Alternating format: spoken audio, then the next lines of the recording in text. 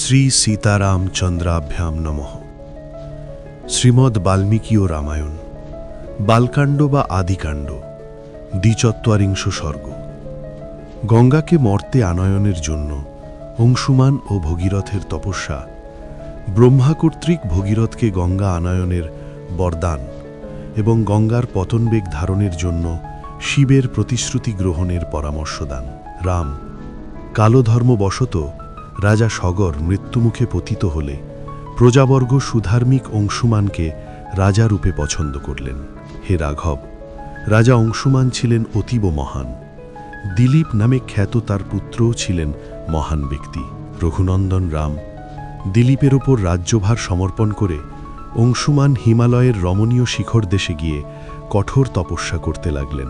মহাযশস্বী তপস্বী রাজা অংশুমান ৩২ লক্ষ বৎসর তপবনে তপস্যান্তে স্বর্গ লাভ করলেন। মহাতেজস্বী দিলীপও পিতামহগণের নিধন বার্তা শ্রবণ করে শোকাকুল হলেন, কিন্তু বহু চিন্তাভাবনা করেও কর্তব্য স্থির করতে পারলেন না। কিরূপে গঙ্গার মর্তে অবতরণ সম্ভব, কিভাবেই তাদের পিতৃপুরুষদের তর্পণ করা যাবে, কিভাবেই তাদের উদ্ধার করব, এই সকল চিন্তায় দিলীপ মগ্ন হয়ে গেলেন।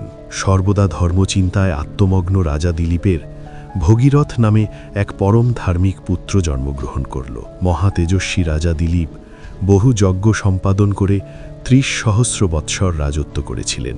নরসিংহ রাম রাজা দিলীপ পিতৃপুরুষদের উদ্ধারের কোনো উপায় স্থির করতে পারলেন না। কালক্রমে ব্যাধিপীড়িত হয়ে মহাকালের কোলে পতিত হলেন, অর্থাৎ মৃত্যুবরণ করলেন।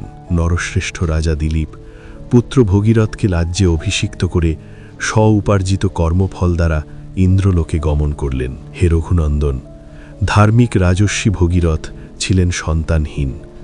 তাই হে রাম, সেই মহারাজ সন্তান কামনায় এবং গঙ্গাকে অবতরণের জন্য মন্ত্রীদের ওপর প্রজাদের এবং রাজ্যের ভার অর্পণ করে গোকর্ণ নামক তীর্থে গিয়ে দীর্ঘ তপস্যায় রত হলেন।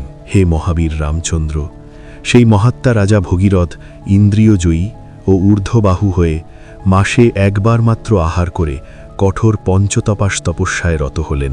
এইভাবে তার বহু সহস্র বৎসর অতিবাহিত হয়ে গেল। তখন সর্বজীবের প্রভু পরমেশ্বর ভগবান ব্রহ্মা তার প্রতি প্রীত হলেন। তখন পিতামহ ব্রহ্মা দেবগণের সঙ্গে সেখানে উপস্থিত হলেন এবং পরে তপস্যানিরত মহাত্মা ভগীরথকে বললেন, জনগণের অধিপতি হে মহারাজ ভগীরথ, আপনার কঠোর তপস্যায় আমি প্রীত। অতএব হে সুষ্ঠু ব্রতধারিণী, আপনি আমার নিকট বর প্রার্থনা করুন। মহাতেজস্বী মহাবীর রাজা ভগীরথ কৃতাঞ্জলি হয়ে সর্বলোক পিতামহ ব্রহ্মাকে বললেন, ভগবান, যদি আমার প্রতি আপনি প্রসন্ন হয়ে থাকেন, যদি তপস্যার কোনো ফল থাকে, তাহলে সগর সন্তানেরা সকলেই যেন মত প্রদত্ত অর্থাৎ আমার দেওয়া তর্পণের গঙ্গাজল লাভ করে। এই মহাত্মাদের অর্থাৎ প্রপিতামহদের ভস্ম গঙ্গাজলে সিক্ত হলে আমার সেই প্রপিতামহগণ সকলে গঙ্গাজল স্পর্শে অক্ষয় স্বর্গ লাভ করবে। দেব, সন্তান লাভের জন্যেও প্রার্থনা করছি, আমাদের বংশ পরম্পরা যেন নষ্ট না হয়। ভগবান, ইক্ষ্বাকু বংশ রক্ষার জন্য এইটি আমার উত্তম বর প্রার্থনা।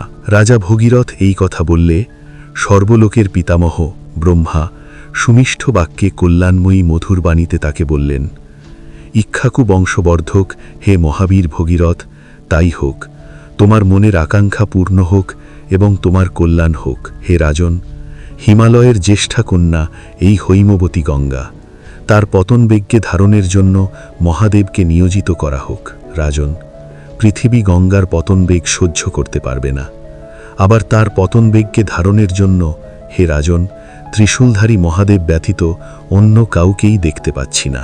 বিশ্বস্রষ্টা ব্রহ্মা রাজা ভগীরথকে এই কথা বলে এবং গঙ্গাকে রাজা ভগীরথের প্রতি অনুগ্রহ করার নির্দেশ দিয়ে সকল দেবতা এবং মরুদ্ননের সঙ্গে স্বর্গে চলে গেলেন। মহর্ষি বাল্মীকি বিরচিত আদিকাব্য রামায়ণের বালকাণ্ডে বা আদিকাণ্ডে ৪২ সর্গ সমাপ্ত।